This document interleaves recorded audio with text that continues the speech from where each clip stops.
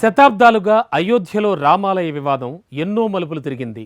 దేశ రాజకీయాలను మలుపు తిప్పింది. దశాబ్దాల క్రితం ఇద్దరు ఎంపీలు మాత్రమే ఉన్న ఒక పార్టీ చివరకు సంపూర్ణ మెజార్టీతో అధికారం చేపట్టేలా చేసింది.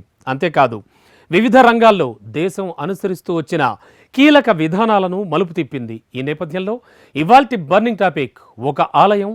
కొన్ని దశాబ్దాలుగా అయోధ్యలో రామాలయ నిర్మాణాన్ని ఎన్నికల నినాదంగా మార్చుకుంది. 1984 నుంచి కూడా బీజేపీ నేతలు రామాలయ నిర్మాణం గురించి మాట్లాడడం ప్రారంభించారు. 1991 నుంచి తన మేనిఫెస్టోల్లో అధికారికంగానే ఆ విషయాన్ని ప్రస్తావిస్తూ వచ్చింది బీజేపీ. చివరకు అదే అంశం ఆ పార్టీని దేశంలో బలోపేతం చేసింది, అధికారం హస్తగతం చేసుకునేలా చేసింది.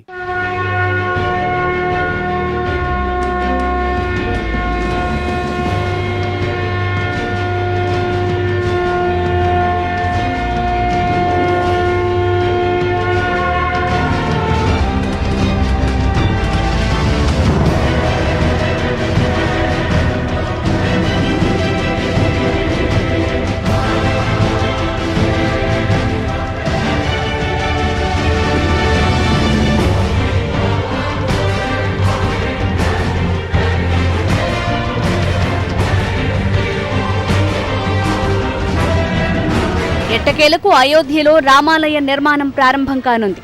బుధవారం నాడు భూమి పూజ జరగనుంది. నిజానికి 1528 నుంచి కూడా రామాలయ వివాదం కొనసాగుతూనే ఉంది. శతాబ్దాల నాటి ఈ వివాదంపై దశాబ్దాలుగా కోర్టు వివాదాలు కూడా నడిచాయి. ఇన్నేళ్ల చరిత్రలో ఆలయ నిర్మాణం ఎన్నో మలుపులు తిరిగింది. రాజకీయంగా చూస్తే 1984లో విశ్వ హిందూ పరిషత్ రామాలయ నిర్మాణ ఉద్యమాన్ని ప్రారంభించింది. 1986లో ఫైజాబాద్ జిల్లా కోర్టు ఇచ్చిన తీర్పుతో హిందువులు అక్కడ ప్రార్థనలు చేసుకునే అవకాశం కలిగింది. 1989లో విహెచ్పి రామాలయ నిర్మాణానికి పునాది రాయి వేసింది. రాజీవ్ గాంధీ ప్రభుత్వం ఈ కార్యక్రమానికి అనుమతించడం ఓ విశేషం. అదే చివరికి బీజేపీ అధికారాన్ని హస్తగతం చేసుకునేందుకు మార్గం సుగమం చేసింది.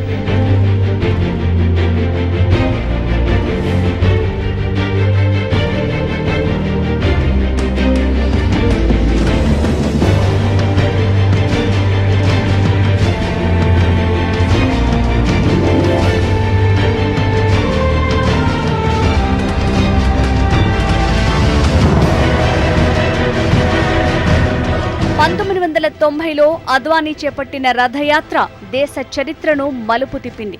1990 సెప్టెంబర్ 25న సోమనాథ్ ఆలయం నుంచి మొదలైన రామ్ రథయాత్రను 10,000 కిలోమీటర్లు కొనసాగించి అయోధ్యలో ముగించాలని అద్వానీ సంకల్పించారు. అద్వానీ పిలుపుతో విశ్వ హిందూ పరిషత్, బజరంగ్ దళ్, అప్పుడప్పుడే రాజకీయ పార్టీగా బలపడుతున్న భారతీయ జనతా పార్టీ, దాని అనుబంధ సంస్థలన్నీ కలిసొచ్చాయి. ఈ రథయాత్ర అయోధ్యకు చేరకుండానే 1990 నవంబర్లో బీహార్లో లాలూ ప్రసాద్ యాదవ్ ప్రభుత్వం అద్వానీని అరెస్ట్ చేసింది. దాంతో అప్పట్లో కేంద్రంలో వీపీ సింగ్ సారథ్యంలోని ప్రభుత్వానికి బీజేపీ తన మద్దతు ఉపసంహరించుకుంది. ఈ రథయాత్రతోనే అప్పట్లోనే బీజేపీ 2 సీట్ల నుంచి 200 సీట్ల దాకా ఎదిగింది.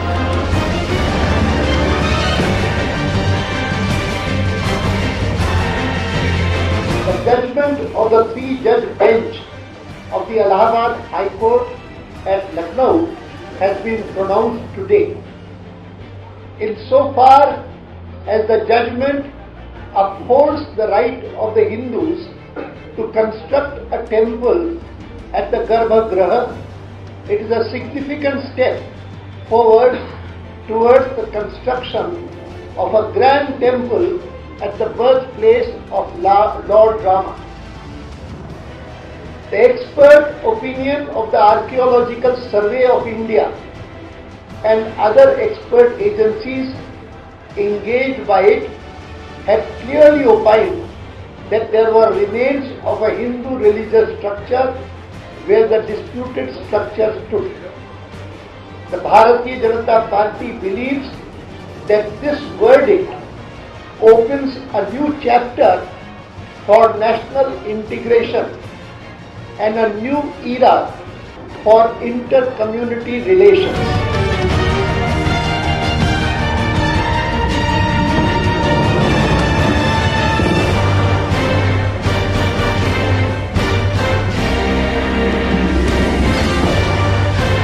అద్వానీ రథయాత్ర రామమందిర నిర్మాణం కోసమే అయినా దాని వెనుక రాజకీయ కోణం దాగి ఉందన్నది బహిరంగ రహస్యం. రథయాత్ర మొదలైన 2 ఏళ్ల తర్వాత అంటే 1992 డిసెంబర్ 6న అయోధ్యలోని బాబ్రీ మసీదు కూల్చివేత జరిగింది. నాటి ఘటనలో అద్వానీ, అప్పటి యూపీ ముఖ్యమంత్రి కళ్యాణ్ సింగ్, మురళీ మనోహర్ జోషి, ఉమాభారతి, వినయ్ కతియార్, సాధ్వి రితంబర, ప్రవీణ్ తొగాడియా, అశోక్ సింఘాల్ పాత్ర కీలకం. బాబ్రీ మసీదు కూల్చివేత కేసులో వీరంతా నిందితులుగా ఉన్నారు. ఎల్కే అద్వానీపై సిబిఐ ఎంక్వైరీ కూడా జరిగింది. మొత్తం మీద అద్వానీ చేపట్టిన రామ్ రథయాత్ర అయోధ్య వివాదాన్ని కీలక మలుపు తిప్పింది. నాటి నుంచే బీజేపీ అజెండాలో ఆలయ నిర్మాణం ప్రముఖంగా చోటు చేసుకుంది.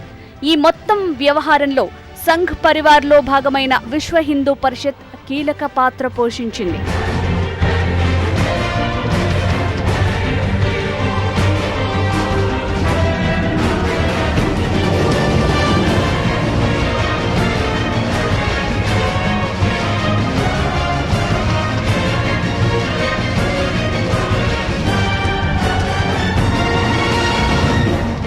దేశంలో బీజేపీ బలపడేందుకు ప్రధాన కారణం రామాలయ అంశం అంటే అతిశయోక్తి కాదేమో. ఆ అంశాన్ని ఎన్నికల మేనిఫెస్టోలో చేర్చినప్పటి నుంచి అది రాజకీయంగా బలపడడం మొదలైంది. అద్వానీ, వాజ్పేయి సెకండ్ నుంచి మొదలు పెడితే మోడీ, అమిత్ షా హయాం దాకా అది అలా కొనసాగుతూ వచ్చింది. सुप्रीम कोर्ट के आदेशों के अनुसार एक स्वायत्त ट्रस्ट श्री राम जन्मभूमि तीर्थ क्षेत्र, ट्रस्ट का नाम होगा श्री राम जन्मभूमि तीर्थ क्षेत्र, श्री राम जन्मभूमि तीर्थ क्षेत्र का गठन करने का प्रस्ताव पारित किया गया है.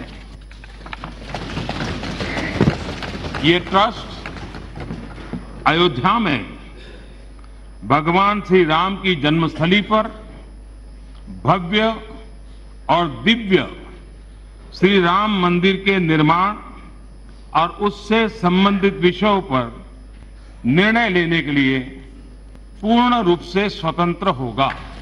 బీజేపీ 1998లో సంకీర్ణ ప్రభుత్వాన్ని ఏర్పాటు చేసింది.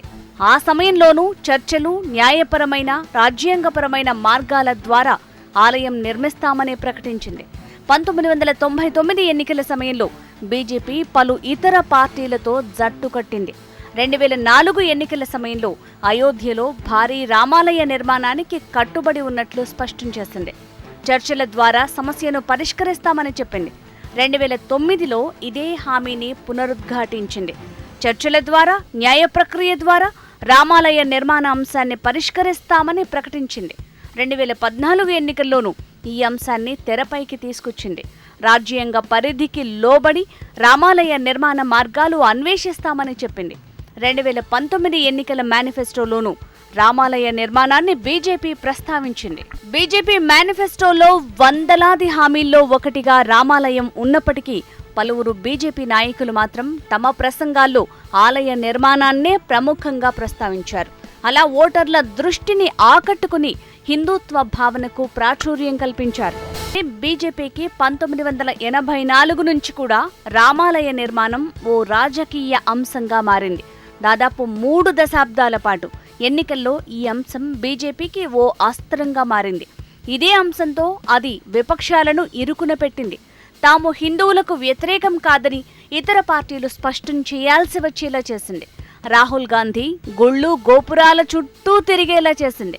ఒకప్పుడు అంటరానిదిగా ఉన్న హిందుత్వ భావనను అన్ని పార్టీలు ఆలింగనం చేసుకునేలా చేసింది. తాజాగా సుప్రీంకోర్టు తీర్పుతో రామాలయ నిర్మాణానికి వీలు కలిగింది. దీంతో బీజేపీ తదుపరి ఎన్నికల్లో ఈ తరహా అంశాలను వేటిని తెరపైకి తీసుకురానుందన్న చర్చ కూడా మొదలైంది. अडवाणी जी ही वो व्यक्ति थे जिनने सूडो सेकुलरिज्म को चैलेंज किया था और उसके लिए अयोध्या एक बहुत बड़ा उदाहरण बनी थी और अडवाणी जी की ही बदौलत आज हम यहाँ तक पहुँचे हुए हैं. और अडवाणी जी ने जिस प्रकार से पार्लियामेंट के अंदर इस पूरे पक्ष को तर्क के साथ प्रस्तुत किया था और पहली बार पॉलिटिकल प्लेटफॉर्म पर नेशनलिज्म वर्सेस सूडो सेकुलरिज्म की बहस हुई थी कि व्हाट इज नेशनलिज्म. అయోధ్యలో రామాలయ నిర్మాణాన్ని అత్యంత ప్రతిష్టాత్మకంగా చేపడుతున్నారు. ముందుగా అనుకున్న ప్రణాళిక కన్నా నిర్మాణ పరిమాణాన్ని దాదాపు 2 రెట్లు పెంచారు. ఆలయాన్ని నాగర్ శైలిలో నిర్మించనున్నారు. 3.5 ఏళ్లలో నిర్మాణాన్ని పూర్తి చేయనున్నారు.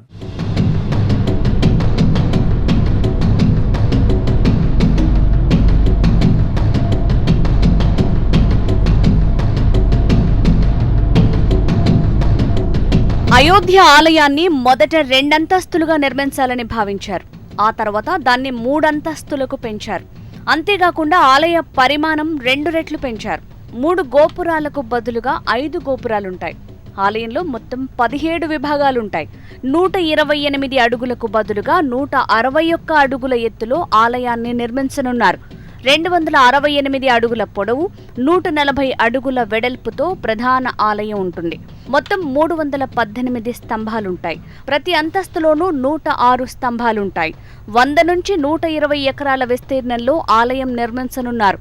ముందు అనుకున్న నమూనాలో ఉత్తరం, దక్షిణం దిశల్లో నిర్మాణాలను అధికం చేశారు. ముందు భాగంలో సైతం కొన్ని నిర్మాణాలను కొత్తగా జోడించారు. భక్తుల రద్దీని తట్టుకునేందుకు వీలుగా నిర్మాణాన్ని అధికం చేసినట్లుగా ఆలయ నమూనా రూపకర్త చంద్రకాంత్ భాయ్ సోంపురా చెప్తున్నారు.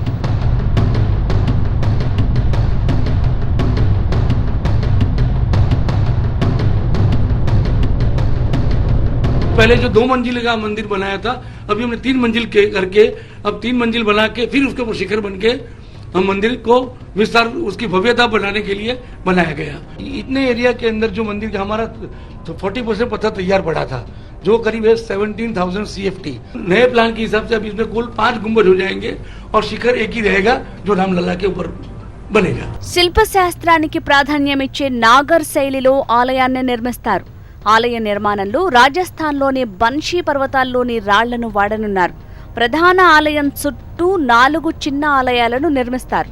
వివిధ భాషల్లో శ్రీరామ్ అని రాసి ఉన్న 2 లక్షల ఇటుకలను గత 30 ఏళ్లలో సేకరించారు. ఆలయ నిర్మాణంలో వీటిని ఉపయోగించనున్నారు. గుజరాత్కు చెందిన ఆర్కిటెక్ట్ సోంపురా కుటుంబం ఈ ఆలయ నమూనాను రూపొందించింది. వీరి కుటుంబం 15 తరాల నుంచి ఇదే పని చేస్తోంది. అక్షరధామ్, సోమనాథ్, అంబాజీ వంటి అనేక ఆలయాల నమూనాలను సోంపురా కుటుంబం రూపొందించింది.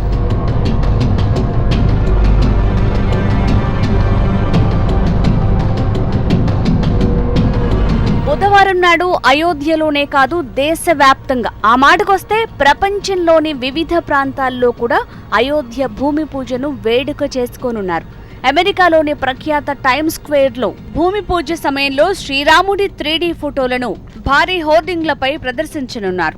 అదే సమయంలో భూమి పూజ కార్యక్రమంపై కూడా రకరకాల వివాదాలు మొదలయ్యాయి. చాతురాస్మ కాలంలో భూమి పూజ నిర్వహించడాన్ని కొందరు తప్పుపడుతున్నారు. ముహూర్త బలం సరిగా లేదని మరికొందరంటున్నారు. ప్రధాని హోదాలో మోడీ ఈ కార్యక్రమంలో పాల్గొనటాన్ని ఇంకొందరు తప్పుపడుతున్నారు. కొన్ని రాష్ట్రాల్లో ఎన్నికలు సమీపించిన నేపథ్యంలో ఓటర్లను ప్రభావితం చేసేందుకే హడావుడిగా ఈ కార్యక్రమం నిర్వహిస్తున్నారని మరికొందరు విమర్శిస్తున్నారు.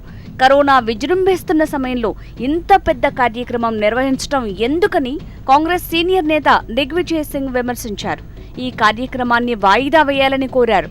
ఎవరి వాదనలు ఎలా ఉన్నా అయోధ్యలో రామాలయం అనేది కోట్లాది మంది హిందువుల చిరకాల వాంఛ. దానికంటే ముఖ్యమైంది ఎంతో శాంతియుతంగా న్యాయ వ్యవస్థ ద్వారానే ఈ సమస్య పరిష్కారమైంది. ఇలాంటి సమయంలో ఇతర వివాదాలు అనవసరం అనే వాదన కూడా ఉంది.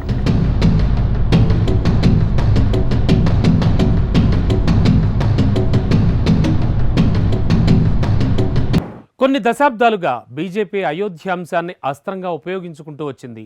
రాబోయే కాలంలో అలాంటి అంశాలే తెరపైకొస్తాయా అనే చర్చ ఇప్పుడు మొదలైంది. మరోవైపు బీజేపీ నేతలు ఇప్పటికే కాశీ, మధుర అంశాల గురించి కూడా ప్రస్తావిస్తూ ఉన్నారు. ఈ లెక్కను చూస్తే ఇకపై రాబోయే ఎన్నికల్లో కాశీ, మధుర ఆలయాలు కూడా తెరపైకొచ్చే అవకాశం కనిపిస్తుంది. మిషన్ అయోధ్య పూర్తయింది. ఇక కాశీ, మధురలను స్వాధీనం చేసుకుంటామని విహెచ్పి నేత వినయ్ కతియార్ ప్రకటించారు. ఇప్పుడు ఆ 2 అంశాలు పార్టీ అజెండాలో ఉన్నాయని అన్నారు. కాశీలోని జ్ఞానవాపి మసీదు, మధురలోని షాహీ ఈద్గాలను తొలగించాల్సిన అవసరం ఉందని ఆయన అన్నారు. మరోవైపున సంఘ్ పరివార్ నేతలు సైతం అదే మాట అంటున్నారు. దీంతో అయోధ్యతో జాన్కీ హై, కాశీ మధుర బాకీ హై అనేది ఇక వీరి నినాదం కానుంది. అయోధ్య అంశం మాదిరిగానే ముందుగా సంఘ్ పరివార్ సంస్థలు తెరపైకి వచ్చి ఆ తర్వాత బీజేపీ రంగప్రవేశం చేసే అవకాశం ఉంది. మొఘళ్ళు తురుష్కులు ఈ దేశం పైన మత రాజ్యాల స్థాపన కోసం సాగించినటువంటి అకృత్యాలు మనకు తెలిసినాయి. ఈ దేశంలో 40,000 దేవాలయాలకు పైగా ఆ మత దురాక్రమణదారుల చేతిలో ధ్వంసం కాబట్టి అయోధ్య, కాశీ, మధుర లోపట ఆలయాలను పునర్నిర్మించడానికి జాతి అనేక పోరాటాలు చేస్తూ వస్తుంది. ఇప్పుడు అయోధ్యలో రామ మందిర నిర్మాణం కాబోతుంది. వందల సంవత్సరాలుగా కాశీ, మధురలో కూడా భవ్య ఆలయాల నిర్మాణం కోసం ఈ జాతి పోరాడుతుంది కూడా. అయోధ్య తర్వాత బీజేపీ అజెండా ఏంటి అనేది ఇప్పుడు ప్రధానంగా మారింది. దేశంలో మత రాజకీయాలకు స్థానం కల్పించాలన్నదే బీజేపీ ఆలోచనగా కాంగ్రెస్ నేతలు విమర్శిస్తున్నారు. అంతేకాదు అయోధ్యలో భూమి పూజకు ప్రధాని హోదాలో మోడీ హాజరు కావటాన్ని కూడా తప్పుబడుతున్నారు. ప్రతి అంశం నుంచి రాజకీయపరమైన మైలేజీ పొందేందుకు బీజేపీ ప్రయత్నిస్తోందని ఆరోపించారు. మోదీ గారు ప్రత్యేకించి మిగతా ప్రధానమంత్రుల కంటే భిన్నంగా మిగతా మతాల కార్యక్రమాలకి వేటికి వెళ్ళడు. ఇదే కావాలి వాళ్ళకు. ఇదే ఇప్పుడు ఈ దేశంలో రాజకీయాలను శాసిస్తున్నది. మేము ఒకే మతం అని చెప్పడం వల్ల భారత రాజ్యాంగం సర్వమత సమానత్వం అనే ఒక భావనను లౌకికత్వంలో రూపొందించిన పరిస్థితికి విఘాతం కల్పిస్తున్నది. ఇక్కడే రాజ్యాంగ విరుద్ధమైన పరిస్థితి ఉన్నదనేది మేము ఆరోపించేది. దీన్నేంటి ఇప్పుడు రామాలయ నిర్మాణానికి కాంగ్రెస్ పార్టీ వాళ్ళు వ్యతిరేకం అని చెప్పి, ఒకవేళ అదే వ్యతిరేకమైతే రాజీవ్ గాంధీ గారు శిలాన్యాస్కు పోవడాన్ని ఎందుకు వ్యతిరేకించారు ఆ రోజు? దేశంలో బీజేపీ అధికారంలోకి రాకముందు, అధికారంలోకి వచ్చిన తర్వాత ప్రజల్లో విభజన తేవడం ద్వారా మెజారిటీ వర్గాన్ని తమ వత్తాసుకు తెప్పుకొని ఎన్నికల్లో గెలవడం అనేటువంటి అంశం కొరకు, రాజకీయం కొరకు ఉపయోగిస్తున్నారు. మతం అనేటువంటిది వేరు, రాజకీయం వేరు, ప్రభుత్వం వేరు. కాశీ, మధుర విషయాల్లో ఇప్పటికిప్పుడు ఉద్యమించే దిశలో బీజేపీ వెళ్లకపోవచ్చు. భవిష్యత్ అస్త్రాలుగా వాటిని అమ్ముల పొదిలోనే ఉంచుకునే అవకాశం ఉంది. మరోవైపున వీహెచ్పీ లాంటి పరివార్ సంస్థలు మాత్రం కాశీ, మధురల కోసం పోరాటం ప్రారంభించే అవకాశం ఉందనేవారు ఉన్నారు. ఇక ఆలయ నిర్మాణంతో బీజేపీకి కొత్తగా వచ్చే మైలేజీ ఏమీ ఉండదని మరికొందరంటున్నారు. కాశీ, మథురకు సంబంధించి ఈ రోజు దాకా బీజేపీ యొక్క మేనిఫెస్టోలో లేదు. విహెచ్పి, విశ్వ హిందూ పరిషత్కు సంబంధించి వాళ్ళ అజెండాలో మాత్రం తప్పకుండా కాశీ, మథుర ఆలయాలు 2 ఉన్నాయి. కాశీ, మథుర ఆలయాలు మేము మళ్ళీ వెనక్కి తీసుకుంటాం. ఈ 3 ఆలయాలు, అయోధ్య, కాశీ, మథుర 3 వెనక్కి తీసుకుంటామని విశ్వ హిందూ పరిషత్ చెప్పింది. కానీ ఇప్పటి వరకు బీజేపీ వాళ్ళు అఫీషియల్గా వాళ్ళ మేనిఫెస్టోలో చెప్పలేదు. మన మందిర నిర్మాణంతో కొత్తగా రేపటి ఎన్నికల గురించి ఆలోచన చేస్తే ఇంకా ఎన్నికలు కూడా సమీప భవిష్యత్తులో లేవు, 3.5 సంవత్సరాల తర్వాత. ఏమైనా చిన్న చిత్క రాష్ట్రాల ఎన్నికలున్నా అది ఇంత పెద్ద ప్రభావం చూపెట్టదని నేను అనుకుంటున్నాను. ఒకటి. రెండోది, కాశీ, మధుర ఈ దేవాలయాల గురించి ఏమైనా మాట్లాడతారా అని, అవి వాటి వివాదాలు ఏమో గతంలో ఉన్నాయి. విపక్షాల విమర్శలను బీజేపీ తిప్పికొడుతోంది. తాము అధికారం కోసం ఆరాటపడటం లేదని స్పష్టం చేసింది. ఎన్నికల హామీలను నెరవేర్చటమే తమ లక్ష్యమని చెప్తోంది. కాశీ, మధుర తమ అజెండాలో లేవని బీజేపీ నేతలంటున్నారు. అదే సమయంలో అక్కడి పరిస్థితులను బట్టి, ప్రజల అవసరాలను బట్టి తమ పార్టీ ఒక నిర్ణయం తీసుకుంటుందని కూడా చెప్తున్నారు. భారతీయ జనతా పార్టీ ప్రభుత్వం అధికారాన్ని పటిష్టం చేసుకోవడం కోసం, బలోపేతం చేసుకోవడం కోసం కార్యక్రమాలు చేయదు. ఎందుకంటే భారత ప్రజలు మొన్నటి జనరల్ ఎలక్షన్లలో 303 సీట్లు ఇచ్చి భారీ మెజారిటీతో చాలా బలీయమైన ప్రభుత్వాన్ని ఏర్పరచుకున్నారు. కాబట్టి మరి ఇంకా అంతకంటే ఎక్కువ బలం అవసరం లేదు. డెమోక్రసీలో, ప్రజాస్వామ్యంలో మాకు చాలా భారీ మెజారిటీ ఉంది. మేము ఈరోజు చేస్తూ ఉన్నది అధికారాన్ని పటిష్టం చేసుకోవడం కోసం కాదు. మేము ఇచ్చిన వాగ్దానాలు అయితే ఉన్నాయో, ఎన్నికల వాగ్దానాలు అయితే ఉన్నాయో, భారతీయ జనతా పార్టీ ఎజెండా ఏదైతే అనాదిగా మేము జనసంఘ్ నుంచి ఉన్నప్పటి నుంచి ఏదైతే అజెండా ఉన్నదో ఆ ఎజెండాని మేము కంప్లీట్ చేస్తాం. కాబట్టి ఆలయ నిర్మాణం తప్పకుండా కూడా భారతీయ జనతా పార్టీ ఎజెండాలో అనాదిగా ఉండే, ఈరోజు మా హయాంలో 2వ టర్మ్లో ఈ ప్రామిస్ని మేము నిలబెట్టుకోగలిగాం, ఈ వాగ్దానాన్ని మేము నెరవేర్చగలిగాం.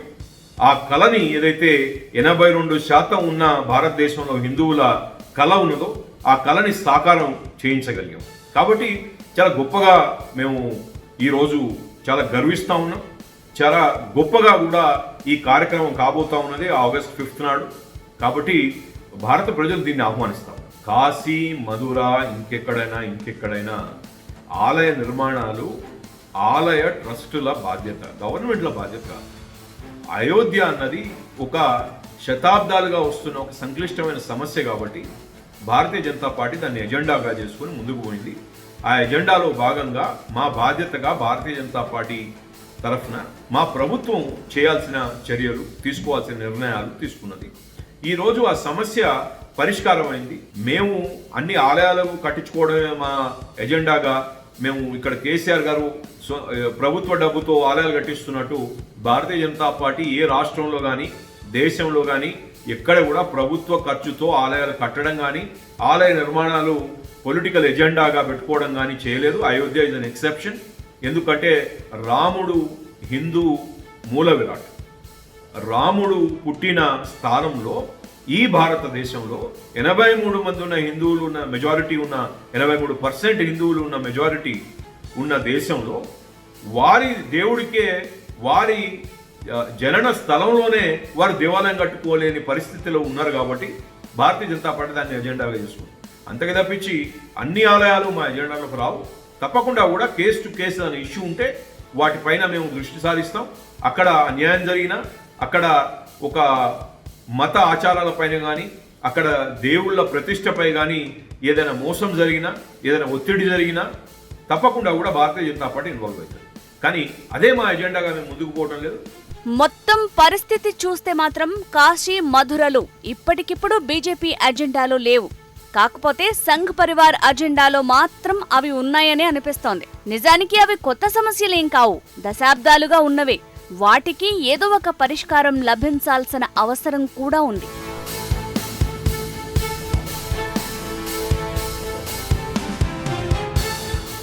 శతాబ్దాలుగా వేధిస్తూ వచ్చిన అయోధ్య అంశం ప్రశాంతంగా పరిష్కారమైంది. ఆలయ నిర్మాణం కూడా ప్రారంభమవుతోంది. హిందుత్వ అంశం భారత రాజకీయాలను ఎలా మార్చివేసిందో అయోధ్య అంశం స్పష్టం చేసింది. అయోధ్య ముగిసిపోయింది సరే, కాశీ, మధుర లాంటి ఆలయాల ప్రస్తావన తెరపైకి రావడం మాత్రం ఆందోళన కలిగించేదిగానే మారుతోంది. వాటికి సైతం సామరస్యపూర్వక పరిష్కారాలు రావాలని కోరుకుందాం.